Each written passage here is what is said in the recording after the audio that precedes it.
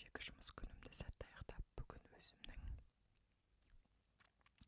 демалыс күнімді жақсы әрі көңілді өткіздім. Құрбыларыммен кездестім. Барып мейрамханада түскі ас ішіп, жер тарқатып, бірге сауда орталығына барып, өзімізге керекті дүниелерімізді көріп, алатындарымызды алып, бірге үйге қайтып келдік.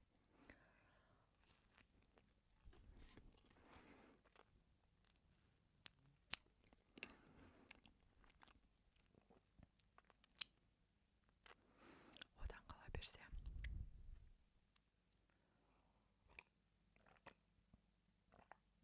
оның алдындағы күні мен өзімнің көптен бері ойлап, өзіме мақсат қылып жүрген және сол оқуға барамын деп жүрген жаңағы оқу орталығына жазылдым, қыздар.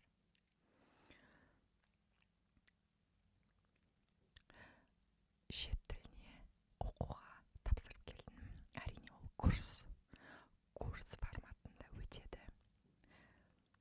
Бізде Қазақстанда енді мен білетінім, Алматы мен Астанада Корей мәдени орталықтары, жаңағындай образовательный центрлар бар. Сол жерлерде кәріс тілін тегін оқытады.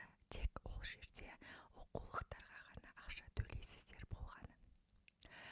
Соған мен барып, құжаттарымды тапсырып келдім.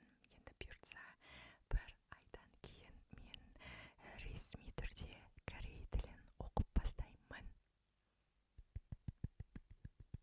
Өте қуаныштымын, қыздар. Өте бақыттымын.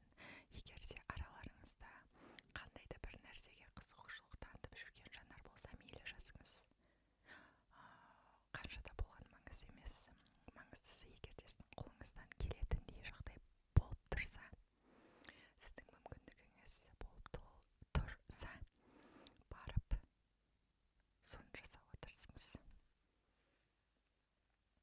Сосын маған мынандай оқулықтар берді.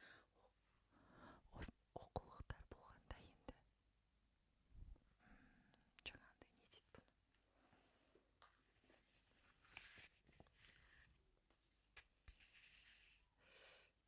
Кіріспе сияқты ма, таныстыру сияқты ма, өздерінің бір, мысалы, Кореяға барсаң, қандай жерлерге баруға болады, қандай тамақтарды жеуге болады,